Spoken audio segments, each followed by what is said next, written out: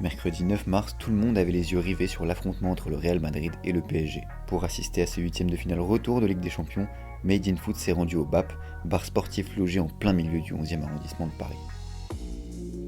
Plus de 2 heures avant le coup d'envoi, des supporters parisiens avaient déjà pris place pour ce choc. Fort de la victoire 1-0 au match aller, l'état d'esprit était d'ailleurs plutôt optimiste avant la rencontre. 1-0 pour Paris. Je pense que Madrid va plus dominer qu'au match aller, où ils n'avaient pas montré grand-chose. Là, vu que c'est chez eux, je pense qu'il y a moyen qu'ils soient un peu plus investis pour se qualifier. Mais je pense quand même qu'ils vont avoir du mal à marquer et que Mbappé va les crucifier là-bas. Bien, plutôt bien. Comme à l'aller, on va gagner. On verra. En vrai, ça va dépendre de comment ils sont en forme sur le terrain. On dirait Mbappé, mais ça risque de faire mal de mettre un but là-bas, alors qu'avec l'histoire avec le Real, c'est compliqué. Je pense que ça va être un match fermé, surtout qu'on joue à l'extérieur et on doit protéger un score. Je pense que surtout Pochettino il est fort à ça, c'est jouer fermé, défendre et prendre les espaces avec Mbappé et partir en contre. J'aimerais bien un 0 Paris, mais je pense qu'on va se prendre un but parce que je pense que le Real va pousser et peut-être qu'il y aura une erreur par-ci par-là et du coup on va se prendre un but. Mais je vois quand même la victoire de Paris, du coup je pense 2-1. Et alors que la salle se remplit et que l'ambiance est très détendue dans le bar, un homme fait tout de même peur aux supporters du PSG. Benzema, c'est le seul qui, de toute façon, il peut retourner le match assez facilement aussi. Nous aussi on a des joueurs talentueux, mais ouais, Benzema c'est aussi un Français et on l'a vu récemment, il fait très très mal. Benzema c'est top 3 meilleur joueur du monde, top 3 attaquant, il a fait une forme incroyable. Sans lui, il y a un Real avec lui et sans lui, l'équipe de France pareil. Et ça se voit, pour moi Benzema est vraiment trop fort. Quelques minutes avant la fin du match de Lyon et quelques petits instants avant le début du choc, la tension monte et dès le coup d'envoi, tout le monde a les yeux rivés sur l'écran géant du BAP.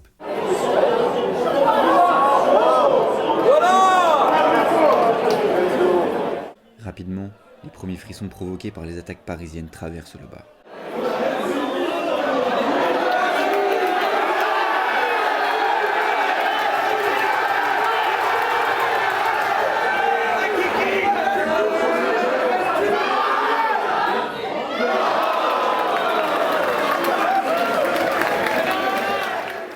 Et galvanisés, les supporters donnent de la voix.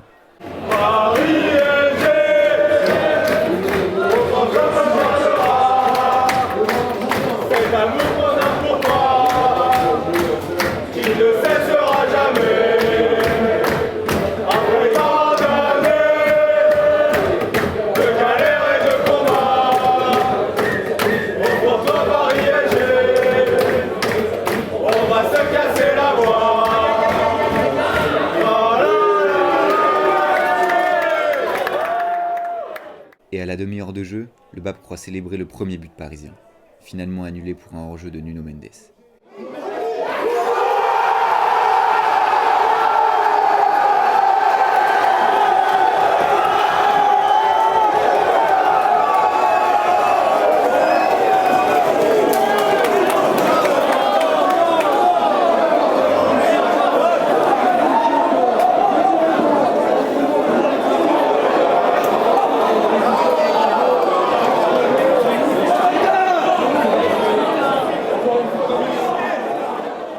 Mais 5 minutes plus tard, le bar exulte pour de bon grâce à Kylian Mbappé.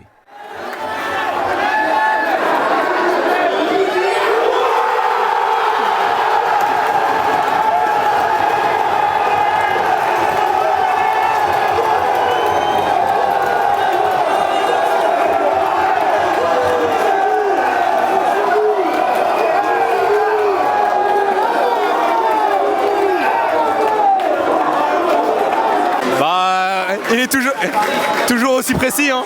Mine de rien, vitesse, précision, ça marque. Il faut qu'il reste. Yes. À la mi-temps, tout le monde est satisfait et l'on n'hésite pas à montrer sa confiance pour le deuxième acte. On est à 2-0 sur le score général, donc je suis pas trop inquiet. Je pense qu'il y a la place d'en mettre 2 voire 3. Après ça dépend combien on en prend, mais je pense globalement on ne devrait pas être inquiet, quoi.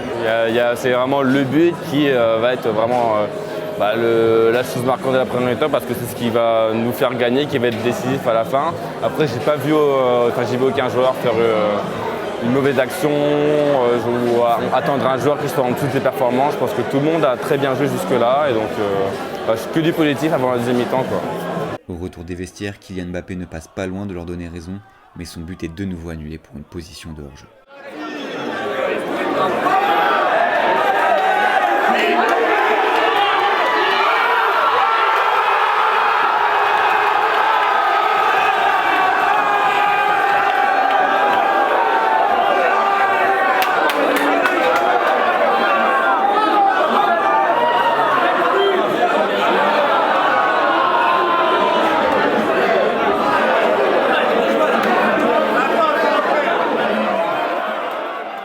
Et malgré les sourires dans le bar, Karim Benzema jette une première fois le doute dans les esprits parisiens.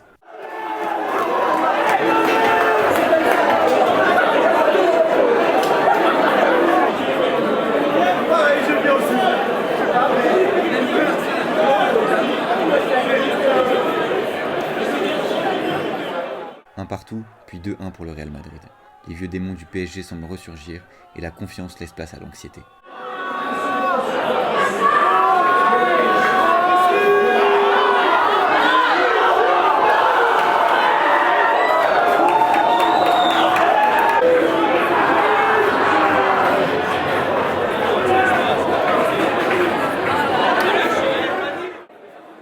Et seulement 2 minutes plus tard, Benzema voit triple et devient le bourreau du PSG.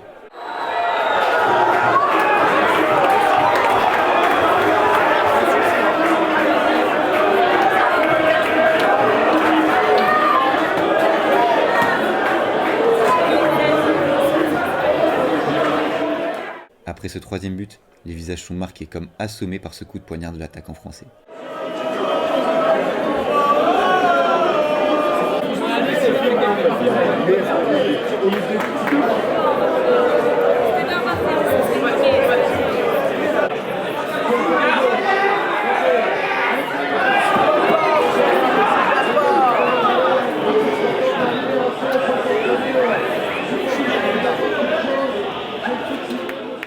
Les dernières timides offensives parisiennes ne parviennent pas à empêcher l'élimination et Paris s'arrête en 8e de finale. Ouais, l'histoire se répète d'année en année, ça fout la mort, quoi. Ça fout la mort, il n'y a pas d'autre mot. Enfin, c'est le plus gros flop du match. Neymar. Non, Donnarumma, frérot. Donnarumma, c'est une dinguerie ce qu'il nous a fait. Soi-disant, je viens pour remplacer Navas. Je viens pour changer les caches. Le mec qui fait un clean sheet sur toute l'année. Et voilà, comme d'hab, tu vois.